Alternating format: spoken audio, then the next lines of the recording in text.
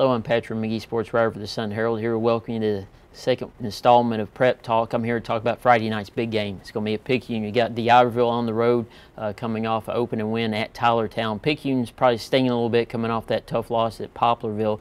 Poplarville is a very good team. I wouldn't put a whole lot of stock into that one. This is, again, going to be a matchup of two teams that run the ball very well. Sean Anderson for Picayune is the guy tasked with replacing Josh Littles. He could easily top 2,000 yards this season. They keep giving the ball, and Foster's kind of the focal point of their ground attack at D'Iberville. He's a guy that's should have a big season. Had over 100 yards Friday night at Tylertown. This is going to be a tight one. Picayune's, like I said, playing the host team. I see Picayune probably winning this game. They're very familiar with the system that D'Iberville runs, the wing tee, and I see Picayune rebounding from last week's loss and getting that first win of the season.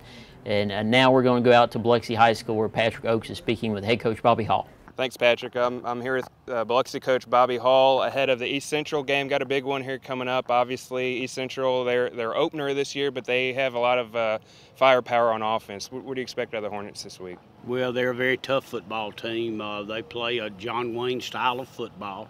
I think they've got 19 starters returning, and they got guys that are being recruited, and coach does a really good job with them. So we're expecting a very, very hard-nosed, good football team. How do you try to contain a guy like Tony Brown, obviously one of the nation's leading rushers a year ago, and it's not just because they give him a bunch of carries?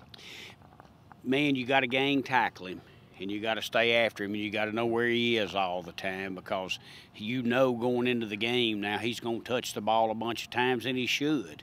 So you just better have a lot of people around him a lot of the time. Really good player. What do you expect out of your defense? You had even the Shrimp Bowl, even though y'all lost it, you had a couple pretty big plays on defense. What do you expect out of those guys? We played good enough defensively to win. We didn't play good enough on the other side of the ball to help those guys. And, you know, in football, it's all relevant. So I think our guys are going to get after it, and I think they're going to play well. But, you know, for us to win the game, we need to be good offense, defense, and kicking game.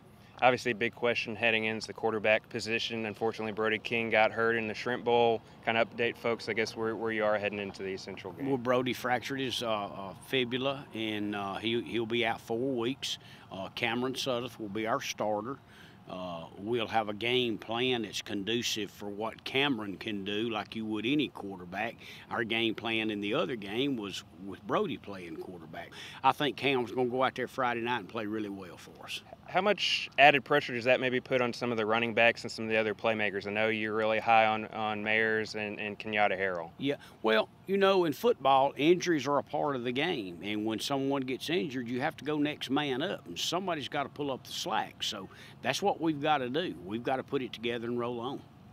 Biloxi Central will be an interesting one on Friday night. Obviously, you got Biloxi. They need to figure out what they have at quarterback now. If they get reliable play, I think they can keep it close. But then you go and look at East Central. They got one of the nation's top rushers in Tony Brown coming back, and Mississippi State commit Brad Cumbus. They've got a pretty dynamic offense, even though they rely heavily on Brown. And then defensively, they've got a bulk of their starters returning.